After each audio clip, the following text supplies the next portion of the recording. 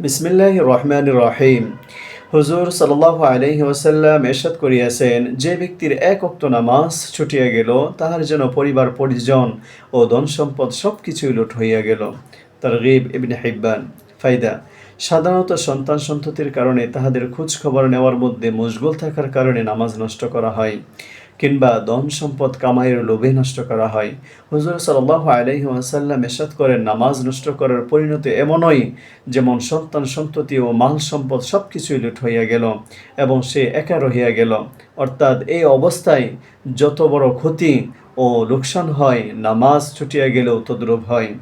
অথবা ওই অবস্থায় যে পরিমাণ দুঃখ কষ্ট ও মনে ব্যথা হয়, নামাজ ছুটিয়া গেলে তদ্রূপ হওয়া চাই।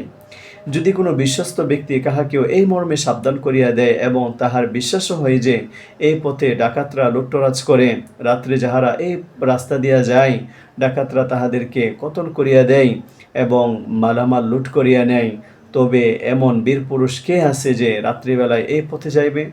রাত্রে তো দূরের কথা, দিনের বেলাও এই পথে যাওয়ার সাহস করিবে না। অথচ আল্লাহর প্রিয় সত্যবাদী রাসূল সাল্লাল্লাহু আলাইহি ওয়াসাল্লামের এই পবিত্র বাণী এক দুইটি নহে বরং বহু সংখ্যক হাদিসে বর্ণিত হইয়াছে।